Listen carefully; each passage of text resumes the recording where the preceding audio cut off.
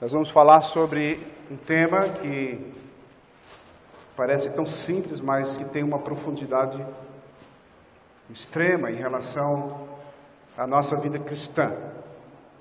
Esmolas, esse é o tema de hoje. Nós estamos no capítulo 6 de Mateus, e eu quero que você abra sua Bíblia lá no capítulo 6. Nós lemos de 1 a 18, mas nós vamos observar esta noite somente o versículo de 1 a 4, que fala sobre esmola ou esmolas. O crente neste mundo, ele vive, aliás, o crente vive neste mundo e embora ele não mais pertença ao mundo, este continua fazendo coisas que afetam e, em muitos sentidos, o crente está sujeito às imposições do mundo. Então, nós somos bombardeados constantemente pelo mundo. Não somos mais deste mundo, mas vivemos neste mundo. E, para isso, Mateus, escrevendo o capítulo 6, o Evangelho de Mateus, ele passa em revista a nossa vida como um todo, considerando-a segundo dois aspectos principais. O primeiro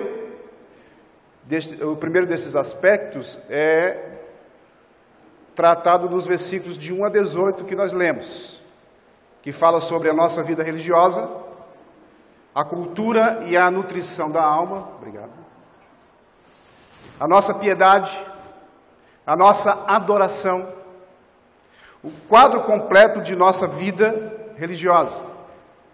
O segundo, dos versículos 19 até o final do capítulo 6, nos mostra um quadro que se refere ao crente em sua relação para com a vida em geral. Alimentação, vestuário, abrigo, como um homem que talvez tenha esposa e filhos, sujeito às coisas do mundo. O crente sempre deveria ansiar por conhecer bem a si mesmo. Esse anseio deve ser natural do cristão. Conheça-te a ti mesmo. Nós só podemos conhecer a nós mesmos quando nós olhamos para as Escrituras e vemos Deus revelado, e Ele vai mostrando quem Ele é e quem nós somos diante da Sua presença. Mas o homem natural, ele pensa que já se conhece bem, e por esse motivo revela a sua dificuldade fundamental. Ele foge do seu autoexame, porquanto somente um homem que já viu verdadeiramente a si mesmo tem possibilidade de buscar o refúgio em Cristo Jesus. Somente o homem que se autoanalisa, que vê as suas falhas, que vê o seu pecado, ele tem condições de se refugiar em Cristo Jesus. Ele vai reconhecer que precisa de Cristo. Ele vai reconhecer que é necessário que ele viva em Cristo todos os dias da sua vida. Todos os dias da sua vida. Mateus capítulo 6, vamos ler no versículo de 1 a 4. Mateus 6, versos de 1 a 4, diz assim a palavra do nosso Deus. Guardai-vos de exercer a vossa justiça diante dos homens, com o fim de serdes vistos por eles, de outra sorte, não tereis galardão junto de vosso Pai Celeste. Versículo 2. Quando, pois, deres esmola, não toques trombeta diante de ti, como fazem os hipócritas, nas sinagogas e nas ruas, para serem glorificados pelos homens. Em verdade vos digo que eles já receberam a recompensa. Tu, porém, ao dares a esmola, ignore a tua mão esquerda o que faz a tua mão direita, para que a tua esmola fique em secreto. E teu Pai, que vê em secreto, te recompensará. Vamos orar. mais uma vez. Senhor Deus Todo-Poderoso, Criador dos céus e da terra, obrigado, Senhor, pelo privilégio de viver neste mundo. Obrigado, Senhor, porque o Senhor nos dá o privilégio de não só ter a dádiva da vida, mas também nos deu ou nos dá a vida eterna em Cristo Jesus. O nascer de novo nos faz nos alegrar tanto e somos tão gratos ao Senhor, porque o Senhor nos tirou de algo tão horrível e nos colocou em um lugar tão maravilhoso, nos seus braços, na sua família, fazendo-nos filhos do Senhor. Obrigado, Senhor, porque o Senhor nos dá isso, mesmo sem merecermos. Obrigado, Senhor, porque isso nos motiva a caminhar, continuar a caminhar, fazendo a Tua vontade. Nos transforma, nos mostra aquilo que devemos ser, nos corrija, nos mostre os nossos erros para que possamos enxergar os nossos pecados. Que esses pecados sejam extirpados de nossa vida dia após dia, para sermos mais parecidos com o Senhor Jesus. Entregamos em Tuas mãos esta igreja local que faz parte da igreja de Cristo em todo o mundo. E usa Teu servo, que necessita muito da Tua ajuda, do Teu auxílio. Que o Teu Santo Espírito nos dê sabedoria para discernir a Tua palavra em nome de Cristo. Amém.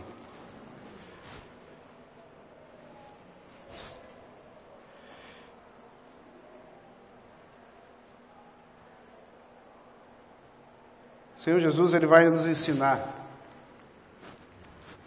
nessa passagem.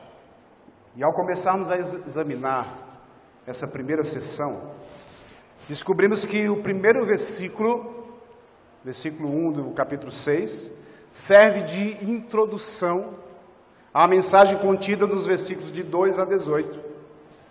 Ele declara o princípio fundamental. Primeira coisa, o princípio fundamental da justiça. Guardai-vos, versículo 1, guardai-vos de exercer a vossa justiça, ou se você preferir, vossa piedade, diante dos homens, com o fim de serdes vistos por eles, de outra sorte, não tereis galardão junto de vosso Pai Celeste. Jesus, depois de falar aos discípulos sobre a justiça superior, acho que vocês vão lembrar, a justiça superior que se espera deles, dos discípulos, de nós, adverte-os a respeito do perigo da hipocrisia religiosa. Quando ele diz assim, a justiça de vocês, ocorrida primeiro lá no capítulo 5, versículo 20, que diz o seguinte, porque vos digo que, se a vossa justiça não exceder em muito a dos escribas e fariseus, jamais entrareis no reino dos céus. Vimos isso nas preleções anteriores. E agora aqui torna a ocorrer a mesma palavra, embora o foco tenha mudado de justiça em um sentido puramente positivo, para uma justiça em sentido formal e externo. Aqui o Senhor Jesus, ele refere-se à falsa piedade, à falsa justiça de muitos dos ouvintes dele. Ele está falando para os seus discípulos, ele está falando também para os fariseus, para aqueles que estavam ouvindo, e ele chama a atenção de cada um daqueles e de nós também como igreja. A palavra justiça governa 3 grandes aspectos da vida do crente. A primeira, a natureza dedicada à vida cristã. Então, essa natureza, a vida cristã, sempre dependerá de uma questão de bom equilíbrio e estabilidade. A nossa vida cristã, através da justiça que Deus nos concede, nos dá o entendimento de um equilíbrio. Nós não podemos ser nem 8 e nem 80. Nós devemos viver uma vida cristã em equilíbrio. Contudo, quando nós olhamos as Escrituras, trata-se aqui nessa passagem, trata-se de uma vida que dá a impressão de ser contraditória. E é interessante que em muitas passagens, em muitos pontos, quando nós analisamos a palavra de Deus, a gente vê uma aparente contradição. Por exemplo, lá em Mateus capítulo 5, versículo 16, diz que devemos brilhar. E nesse versículo agora, que nós vemos capítulo 6, versículo 1, diz que devemos nos esconder. Parece contradição. Nós devemos brilhar, aparecer para os homens as obras que fazemos, ou devemos esconder essas obras para que os homens não vejam? Parece contradição, mas não é contradição. Aqui há apenas uma contradição superficial ou aparente. Somos convocados a fazer ambas as coisas ao mesmo tempo. Eu não preciso mostrar para o mundo que eu faço alguma coisa para Deus, ou para as pessoas. Indiretamente, quando eu faço para as pessoas, eu faço para Deus. Eu não preciso brilhar nesse sentido. Mas isso acontece naturalmente. Não é a minha intenção e nem o objetivo de ser um santinho, de ser bonzinho, de mostrar para as pessoas que eu sou bom, de mostrar para a pessoa que eu sou alguém que faz as coisas para Deus e eu quero mostrar que eu sou bom. Mas isso acontece naturalmente. Eu não preciso alardear, eu não preciso acender fogos para aparecer.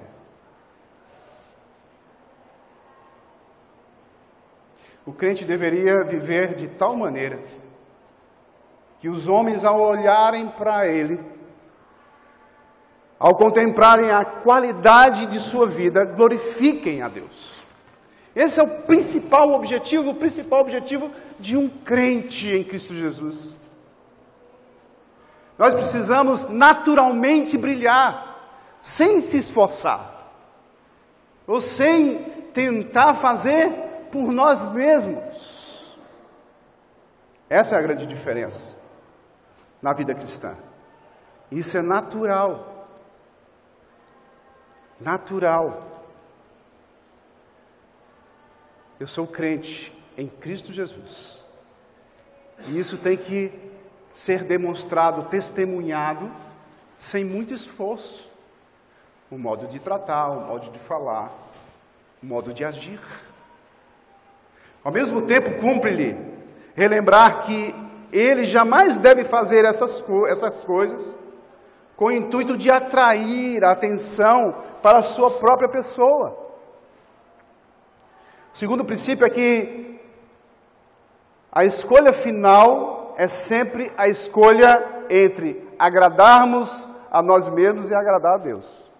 Essa é a escolha final. Só tem duas escolhas. Ou eu agrado a nós mesmos ou eu agrado a Deus. Nós temos que escolher. E na maioria das vezes, o crente deficiente, o crente que ainda não entendeu o verdadeiro evangelho, ele quer ser agradado, ou agradar a si mesmo, a si próprio. Ele quer aparecer, ele quer ser bom diante dos homens. Guardai-vos de exceder a vossa justiça diante dos homens, a fim de serdes vistos por eles. Essas palavras levam-nos a pensar, a meditar. Por certo, temos aqui a escolha entre agradar aos homens e agradar ao Senhor. E o terceiro princípio é que talvez seja o mais importante para nós, nesta vida e neste mundo. A questão mais importante de todas é nos conscientizarmos do nosso relacionamento com Deus. Qual é o relacionamento que você tem com Deus? Eu sempre digo e vou bater sempre na mesma tecla. A nossa vida cristã, ela é um desafio enorme, onde nós nos reunimos em um final de semana, ou no começo da semana, no primeiro dia da semana, para louvarmos e engrandecer o nome de Deus. Mas durante toda a semana que antecede, nós não nos preparamos para este dia. Nós não lemos a palavra, não oramos, não fazemos aquilo que devemos fazer como preparação para levar a nossa adoração em espírito e em verdade ao Senhor. Esse relacionamento que nós temos com Deus durante 2 horas ou 4 horas somente no domingo é muito pequeno. Lembre-se, estamos sempre na presença de Deus. Sempre na presença de Deus. Sempre estamos debaixo de sua vista. Deus está em toda parte, em todo lugar. Guardai-vos de exceder a vossa justiça diante dos homens. Por quê? De outra sorte não tereis galardão junto de vosso Pai Celeste. A palavra de Deus diz. Deus vê tudo, Ele conhece o seu coração, ao passo que as outras pessoas não o conhecem. Você pode enganar ao próximo, persuadindo-o que está agindo com altruísmo, por exemplo, mas Deus conhece o seu coração. Se quisermos viver plenamente nesta vida, teremos de aprender que precisamos disciplinar a nós mesmos. Disciplinar a nós mesmos. Sabe o que é disciplina? Disciplinar as nossas atitudes, mudar o nosso modo de viver, começar a traçar a nossa vida diariamente, como você faz quando você vai para uma academia de musculação, quando você vai para estudar um certo tipo de instrumento, quando você vai para a faculdade estudar a sua profissão. Você tem que se esmerar, você tem que ser disciplinado no horário. Quando você vai trabalhar, você tem que entrar no horário certo. Quando você vai fazer as coisas no seu trabalho, você tem que fazer bem feito. Isso é disciplina. Mas por que em todas essas disciplinas você se esmera, mas na disciplina lá do alto, onde Cristo Jesus, o nosso Deus, nos ensina como devemos fazer, nós não movemos uma palha, não demos um passo diferente, não fazemos nada para mudar a nossa vida. Nós esperamos que Deus haja em nós, depois de recebermos Cristo como Senhor e Salvador. Isso já nos dá a segurança necessária de não perdermos a salvação. No entanto, agora eu não preciso fazer mais absolutamente nada para desenvolver essa salvação. E o Senhor Jesus, na sua sabedoria e graça, pregando ali no Sermão do Monte, Ele vai mostrando cada detalhe da nossa vida como cristãos. Aqui Ele vai falar sobre uma série de disciplinas, falar sobre como ser piedoso em 3 pontos importantes: nas esmolas, na oração e no jejuar. Além das disciplinas, nós temos que instruir a nós mesmos. Instruir a nós mesmos envolve leitura da palavra, envolve pregação do Evangelho para nós mesmos todos os dias, envolve modificar a nossa mente, direcionar a nossa mente, ocupar a nossa mente com as coisas espirituais. Mas pastor, eu vivo a minha vida social, eu tenho meu trabalho, a minha profissão, eu tenho meus hobbies, eu tenho minha vida, eu tenho aquilo que eu gosto mais, aquilo que eu faço todo dia, e eu não tenho tempo de ocupar a minha mente com as coisas espirituais. Será que é para isso que nós fomos chamados? viver este mundo somente para este mundo?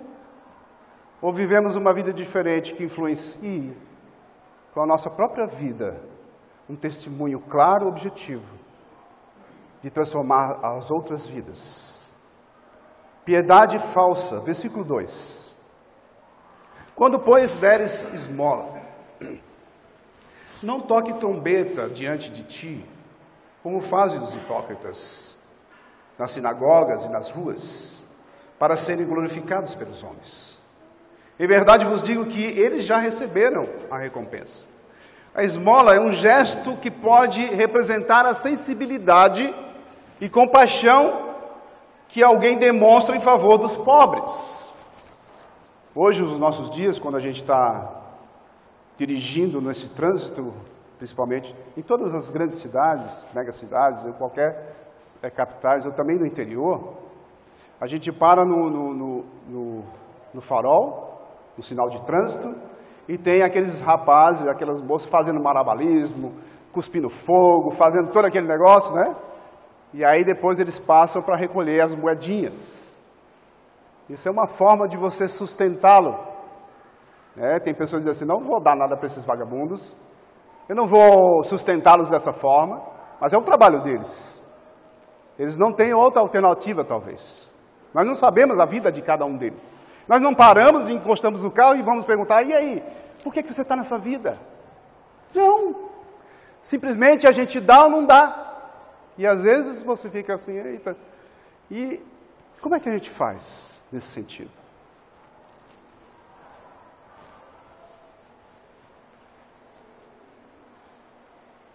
Nós podemos demonstrar favor aos pobres fazendo isso. Geralmente, quando a gente dá umas moedas para as pessoas que pedem, geralmente nós damos aquilo que sobra, né? Somente aquilo que sobra. Se a gente levar o âmbito da igreja na questão de ofertar, a gente está fazendo quase a mesma coisa. Aquilo que sobra, eu levo para a oferta. Aquilo que sobra, eu dou para alguém. Você tem alguma moedinha aí? Ah, então temos aqui, então a gente vai dar. A gente não dá aquilo que nos falta. E quando você se torna cristão, você vai fazer o contrário dessas coisas. Nós temos que dar aquilo que nos falta. Então, olha, eu tenho o suficiente para mim. E aquele fulano está precisando, mas agora, se eu tirar de mim, vai faltar para mim. Porque eu já estou no limite. Eu não posso tirar mais nada, nem um centavo do meu bolso, para favorecer alguém que está precisando. Talvez seja mentira. Talvez aquele que está pedindo já é aposentado e está querendo... Eu não sei. Você não sabe. Quando nós olhamos para o âmbito da igreja, nós fazemos as mesmas coisas muitas vezes. Eu preciso tirar aquilo que não está sobrando. Mas pode também constituir-se num instrumento de promoção pessoal. Olha, eu vou dar e quero que todo mundo veja. Antigamente, ou ainda é assim, né? Tem muitas pessoas que pedem nas igrejas, principalmente igrejas católicas. Não é muito bem que a gente ia sempre para as missas, a gente via uma carreira de pessoas lá sentada pedindo esmolas. E geralmente a gente fazia isso.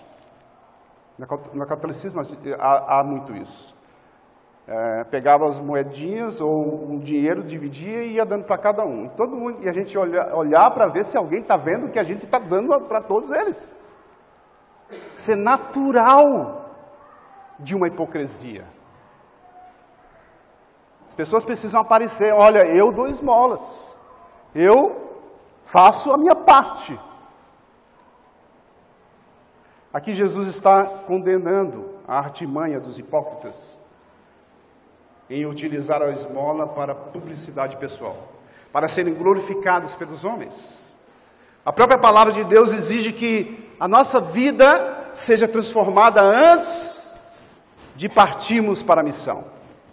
Interessante você entender que eu não preciso fazer alguma coisa lá fora para que as pessoas vejam, mas eu preciso fazer algo interno aqui, no meu coração, lá dentro da igreja. Eu preciso ser transformado para fazer algo externo. A minha missão tem que ser pautada primeiro nas coisas que eu preciso resolver em mim mesmo, na minha vida. Isso é visto na condenação, frequentemente repetida dos hipócritas, que têm a aparência de piedade, mas carecem da transformação de caráter que Deus exige. A maneira errada de se dar esmola é fazendo propaganda a respeito. Quando, pois, deres esmolas, não toques trombeta diante de ti, como fazem os hipócritas. Naturalmente, os hipócritas não agiam precisamente dessa maneira. Mas o Senhor Jesus, ele estava pintando um quadro imaginário. Jesus era mestre em fazer analogias. E ele estava mostrando algo que era até algo a mais. Mas para que as pessoas ouvissem os seus ensinos, os seus ensinamentos, eles precisavam visualizar nas suas mentes aquilo que era necessário para eles aprenderem. Então Jesus está colocando algo, pintando um quadro imaginário para que eles entendessem. Quando começamos a examinar realmente os nossos corações, descobrimos que há maneiras extremamente sutis, mediante as quais tudo isso pode ser feito.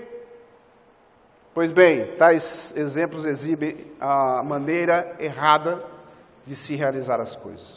E o resultado desse erro é o seguinte: em verdade vos digo que eles já receberam a recompensa. O que Jesus quer nos ensinar aqui? Quando você der alguma coisa, não apareça.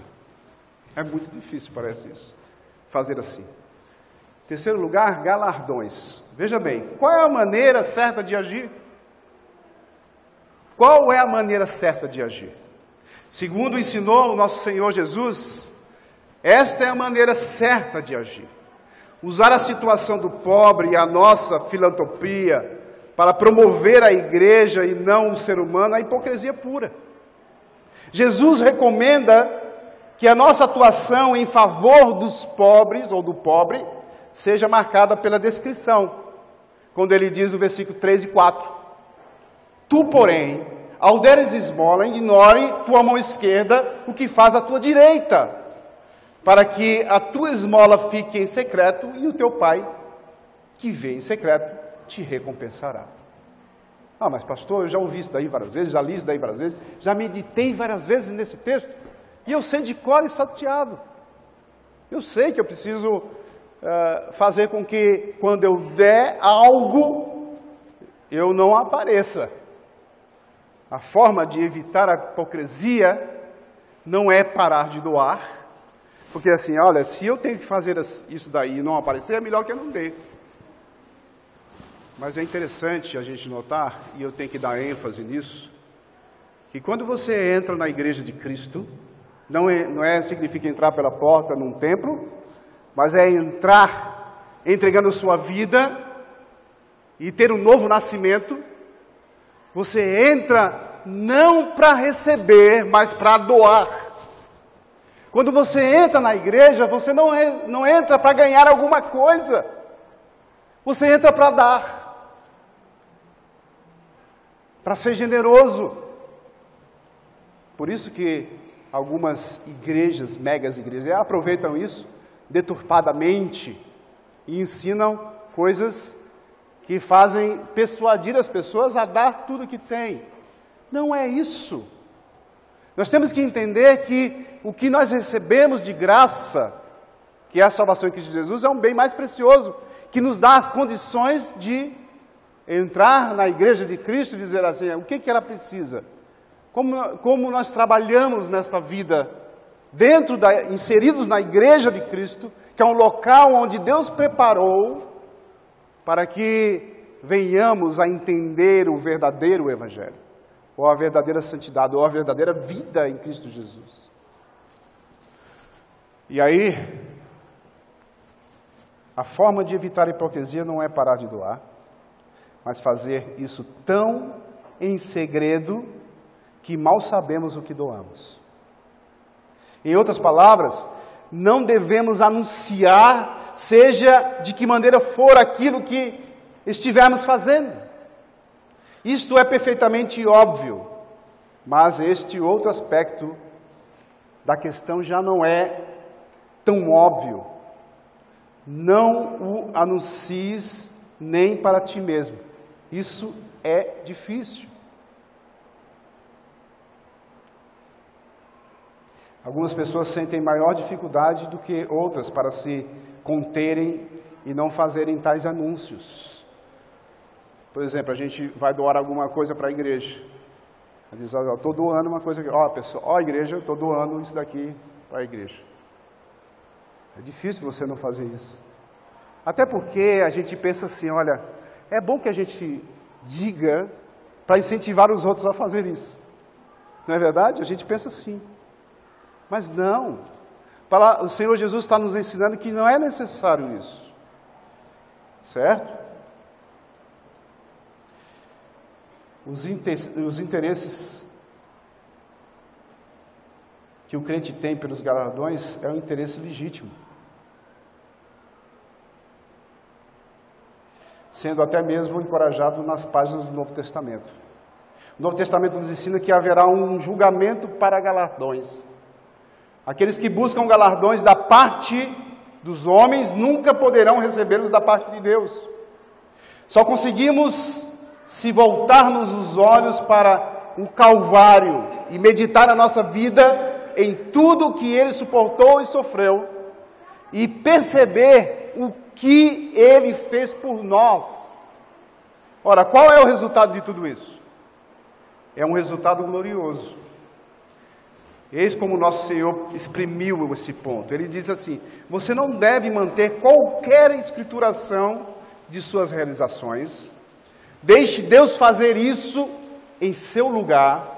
Ele vê tudo, registra tudo, e você sabe o que mais Ele fará? Ele recompensará publicamente. Então conservemos os olhos bem abertos quanto a essa cena final. E jamais nos esquecemos de que estamos vivendo continuamente na presença de Deus sob o seu olhar. Corandel, né? Na presença de Deus. Constantemente, em qualquer lugar que você vá, e qualquer pensamento que você tenha, Jesus está presente. O Senhor nosso Deus está presente. Lá em Hebreus capítulo 4, versículo 13, se você quiser abrir, abra. Hebreus 4, 13 diz o seguinte: e não há criatura que não seja manifesta na sua presença. Pelo contrário, todas as coisas estão descobertas e patentes aos olhos daquele a quem temos de prestar contas. Então, e assim sendo, vivamos tão somente para agradá-lo. Os discípulos de Jesus devem, eles mesmos, entregarem-se, tanto a Deus, quanto a doação deles é estimulada para obediência a Deus e pela compaixão pelos homens. Então, o Pai deles, que vê o que é feito em segredo, os recompensará. Aqui nos versículos 6 e 18, o verbo recompensar, tendo Deus como sujeito, Ele é que é o sujeito da ação, é diferente do usado no versículo 2, como nós lemos. O verbo tem sentido de retribuição, e isso é compatível com recompensar. Jesus não discute o local nem a natureza da recompensa, mas não nos afastamos da evidência do Novo Testamento. Se entendemos que ela está em ambos, no tempo e na eternidade, no caráter e na felicidade. Então, quando a gente medita naquilo que Cristo tem nos ensinado, nós podemos ter a certeza de que Ele está nos ensinando coisas profundas e ao mesmo tempo simples, com nossas atitudes naturais de cristãos. É muito difícil para um não cristão cumprir aquilo que Cristo tem nos ensinado. Mas não é difícil para um crente verdadeiro entregar sua vida nas mãos do Senhor e deixar que Ele molde a cada dia. Não é difícil para um crente que tem convicção de que a sua posição como filho de Deus é de influenciar positivamente aqueles que estão em sua volta. Não é difícil para um cristão verdadeiro abdicar de coisas, de prazeres nesta vida, para poder fazer com que ele agrade a Deus em gratidão pelo que Ele fez na salvação em Cristo Jesus. Não é difícil para um cristão acordar cedo de manhã para vir para uma escola dominical. Não é difícil um cristão à noite louvar e adorar o Senhor com toda a alegria que está no seu coração, no seu interior, se ele for cristão. Mas se ele não é cristão, é difícil ele manter as aparências muito tempo. Por isso nós, como cristãos, nós devemos olhar para as Escrituras e entender que Cristo tem nos ensinado dia após dia, na sua palavra, repetida e repetida, domingo após domingo, o que devemos fazer. E na maioria das vezes, quando nós passamos daquela porta, nós esquecemos de tudo. Quando termina o culto, ninguém fala acerca da palavra que foi ouvida. Ninguém medita, ninguém cobra de ninguém. Parece que foi cumprido o propósito de apenas sentar e ouvir e não absorvê-la para aplicá-la. Nesse sentido, Cristo tem nos chamado a atenção e nos cobrará daquilo que ouvimos, aprendemos e não aplicamos. Que esta igreja entenda isso e aplique dia a dia como ser cristão em suas atitudes, com o amor do nosso Senhor Jesus Cristo, que veio para nos dirigir as nossas vidas, para ser dono de nós mesmos. Ele é o nosso chefe, é o nosso dono, é o nosso Senhor. Ele que determina as normas, Ele que diz como devemos andar. E nesse sentido, temos que fazer a diferença, para a honra e glória do nome do Senhor. Amém? Senhor, nosso Deus e Pai, obrigado, Senhor, pela tão grandioso amor que o Senhor destinou a cada um de nós que foi alcançado pelo Teu poder. Perdoa, Senhor, os nossos erros, os nossos pecados. Ajuda-nos a corrigir as nossas vidas. Que nós venhamos a ser testemunho verdadeiro do Teu grande amor. Que o Senhor esteja abençoando a cada um, em nome de Cristo. Amém.